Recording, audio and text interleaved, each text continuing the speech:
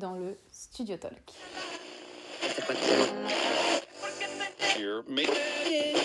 Alors comment ça va vous? Déjà première question, mais une vraie question, c'est pas le comment ça va qu'on pose dans la rue et ouais ça va et toi non, comment vous allez? Dites-moi. Moi, franchement ça va parce que du coup j'ai sorti ce podcast donc je suis trop contente. Je l'ai sorti samedi et là donc on est mardi à l'heure où je tourne et le premier épisode sort demain. Donc je suis plutôt contente. En plus du coup vous êtes un peu plus d'une vingtaine à vous être inscrites donc je suis vraiment trop contente. Je sais que pour certains peut-être ça va paraître peu, 20, mais moi honnêtement je trouve ça trop cool en fait, je trouve ça trop bien. C'est vraiment une première petite bulle et je kiffe trop. Franchement même si vous avez été juste une à vous inscrire, en vrai j'aurais été trop contente parce que ça fait toujours une personne de plus avec qui je peux échanger sur les sujets que je veux aborder. Donc merci encore beaucoup de vous être inscrite et de m'écouter aujourd'hui. Donc il a fallu que je choisisse un premier sujet pour ce premier épisode. Je vous ai mis un sondage lundi en story Instagram pour choisir entre les réseaux sociaux et le perfectionnisme, l'auto-sabotage. C'était quasi 50-50 au niveau des votes et du coup j'ai choisi de parler des réseaux sociaux. Parce qu'en fait si vous me suivez aujourd'hui, si vous êtes venu jusqu'ici aujourd'hui, c'est un petit peu grâce à Instagram parce que c'est grâce à Instagram que j'aurais pu faire la promotion de ce podcast. Donc comme aussi Instagram, les réseaux sociaux en général, ça touche un petit peu la vie de tout le monde, que ce soit dans la vie professionnelle comme dans la vie personnelle. Je me suis dit que c'était vraiment un sujet intéressant.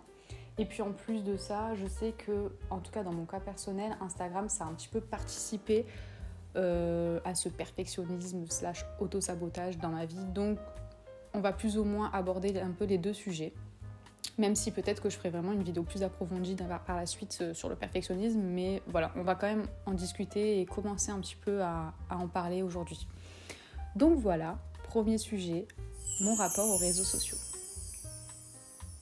Et je dis bien mon rapport parce que sur le sondage j'ai mis notre rapport, mais en vrai aujourd'hui je vais vous parler de moi, je vais vous parler de mon rapport aux réseaux sociaux et peut-être que ça vous fera écho ou pas, mais en tout cas ça va peut-être vous faire voir ma vision et justement pouvoir échanger sur ma vision parce que je peux pas vraiment parler à votre place, savoir ce que vous ressentez, quel est votre rapport aux réseaux sociaux. Donc voilà, je peux juste vous donner le mien et vous conseiller par rapport au mien. Déjà pour commencer, c'est un rapport un peu amour-haine que j'ai avec les réseaux sociaux et Instagram.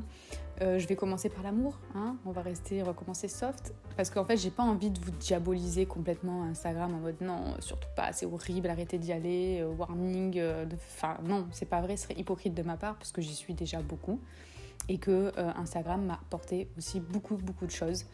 Notamment un réseau et une visibilité. Déjà, si vous êtes là aujourd'hui, si vous êtes abonné à ce podcast, que vous m'écoutez, c'est grâce à Instagram. Et Instagram, complètement gratuitement, m'a permis en fait d'avoir une communauté, d'avoir des gens qui me suivent, des gens qui partagent. Tous les jours, j'ai des gens qui viennent m'envoyer des messages, qui like, qui commentent, etc. Et qui, du coup, me reboostent en fait dans ce que je fais au quotidien. Je me dis, je le fais pas pour rien.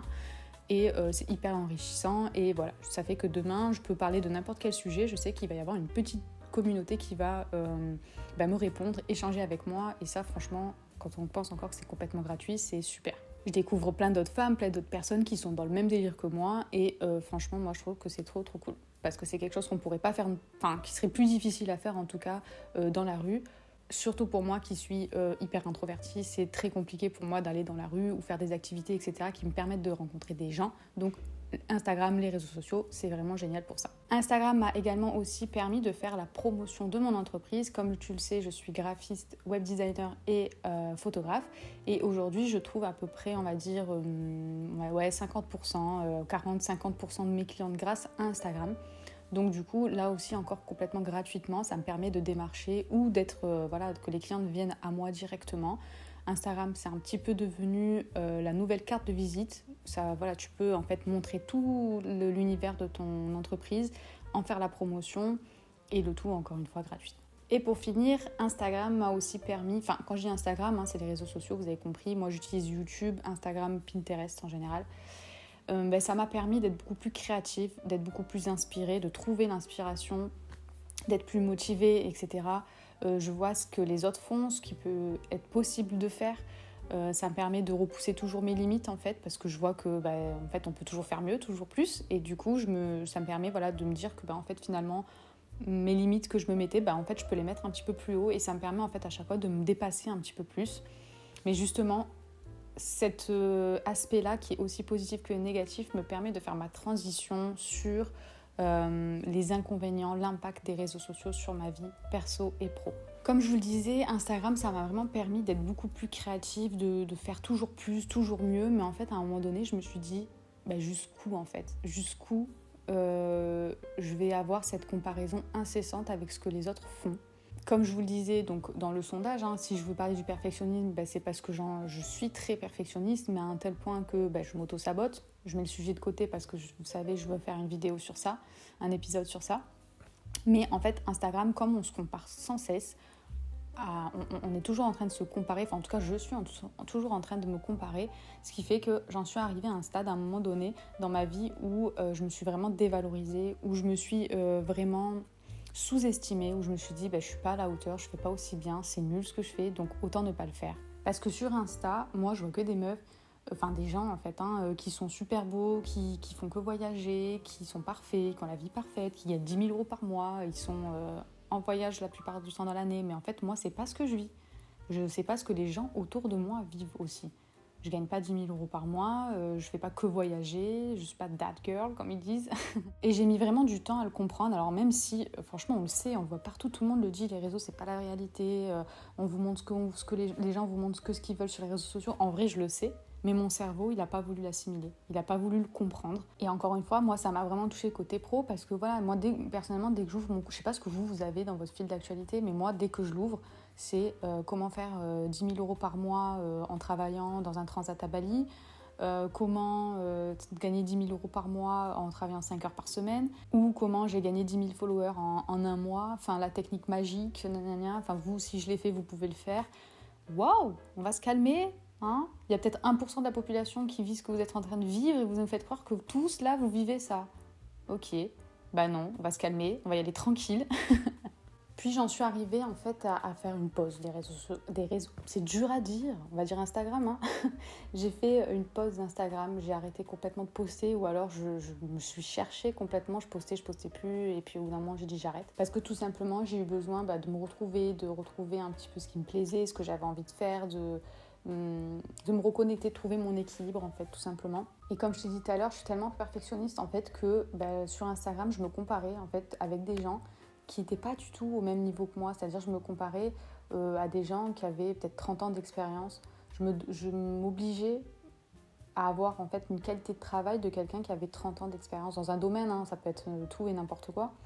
Ça peut être des choses dans ma vie professionnelle, par exemple quand j'ai lancé mon entreprise, je voulais tout de suite en fait avoir le niveau de quelqu'un qui avait 30 ans d'expérience, ou dans ma vie personnelle aussi, le dessin, j'adore dessiner et je comparais mes dessins, mon art, etc.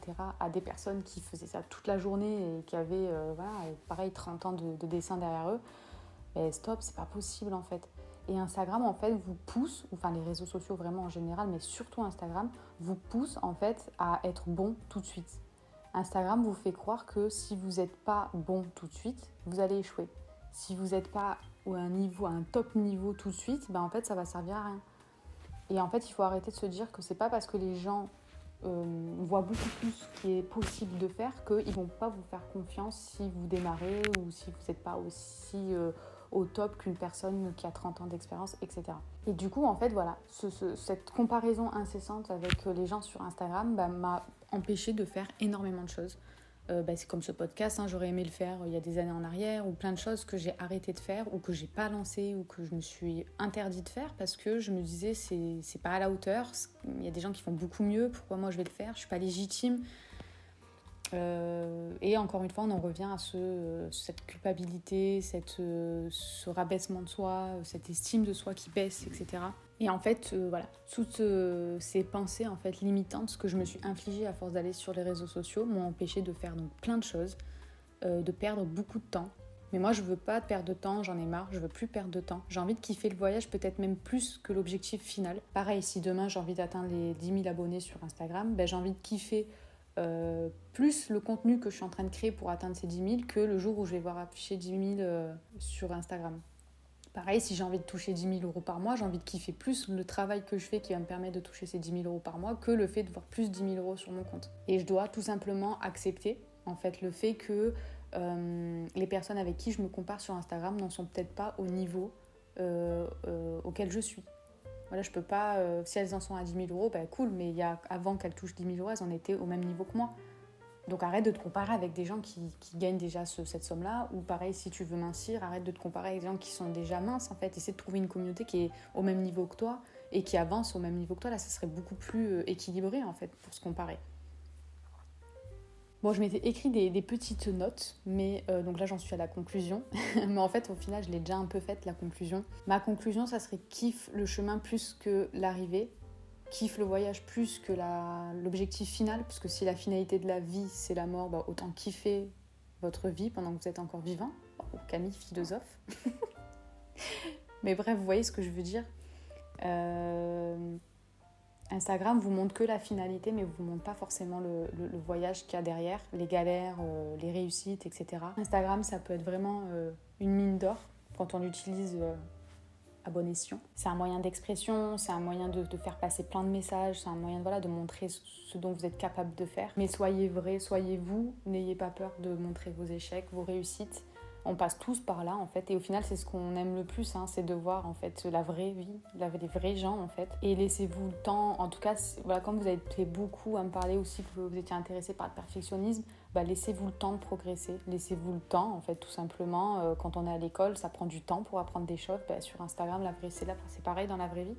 Laissez-vous le temps d'apprendre, laissez-vous le temps de vous perfectionner, de devenir meilleur.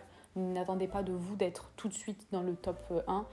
Parce que sinon vous ne ferez pas grand chose, parce que vous direz, parce que c'est pas possible en fait. Donc vous dévaloriserez, vous ne trouverez pas à la hauteur et vous ne ferez pas les choses. Faites-les et progressez petit à petit. Moi aujourd'hui je lance ce podcast où je sais que voilà, les lumières c'est pas forcément les meilleures, que voilà, je suis pas hyper fluide quand je parle, etc. J'ai pas le meilleur matériel, mais c'est pas grave, petit à petit ça sera de mieux en mieux.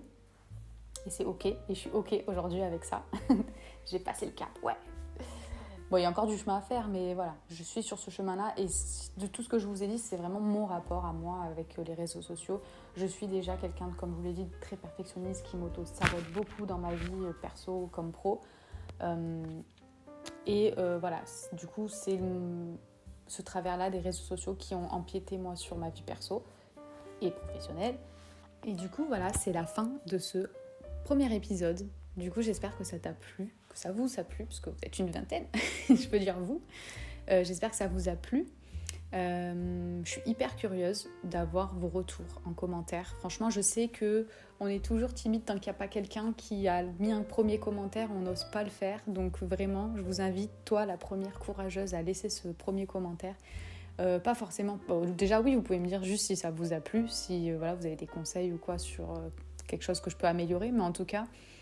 d'avoir vraiment aussi votre avis, votre rapport avec les réseaux sociaux. Peut-être que je suis toute seule à avoir eu ce rapport-là, je pense pas, mais je sais pas. Franchement, je suis vraiment curieuse parce qu'en vrai, j'en ai pas vraiment parlé avec des gens autour de moi. Donc je sais pas, enfin, qui sont dans la même situation que moi, dans la même tranche d'âge, etc. Donc je sais pas, vous, quel rapport vous avez avec les réseaux sociaux, avec Instagram. Est-ce que vous avez déjà ressenti ça ou non ? Ou est-ce que du coup vous avez des conseils si vous n'avez jamais ressenti ça? Peut-être que vous êtes quelqu'un d'hyper détaché et que ça ne vous a pas du tout affecté. N'hésitez pas quand vous commentez un peu à vous présenter si le courage vous en dit. De vous présenter, de savoir moi, qu'est-ce que vous faites dans la vie. Du coup ça va nous aider à savoir quel rapport vous avez sur les réseaux sociaux. Est-ce que vous l'utilisez juste à titre personnel ou aussi à titre professionnel? Et si vous avez des tips ou quoi, moi je suis preneuse. Franchement, j'ai plein de petites astuces aussi. Déjà, j'essaie de faire attention aux comptes que je suis. J'essaie de faire régulièrement du tri. Dès que je vois que quelque chose ne me convient plus, je ne m'oblige pas à rester abonnée à des gens. Je mets aussi beaucoup de comptes en favoris. Comme ça, quand j'ai envie d'aller voir que du compte des comptes où je suis sûre que... Safe Place, pareil, où je suis sûre que ça me fait du bien. Je vais que dans ces comptes-là. Et quand j'ai envie d'être inspirée, de voir ce qui se fait, là, je vais voir un petit peu plus loin. Merci encore de m'avoir écouté et je vous dis à dans un mois dans le prochain épisode. Bye!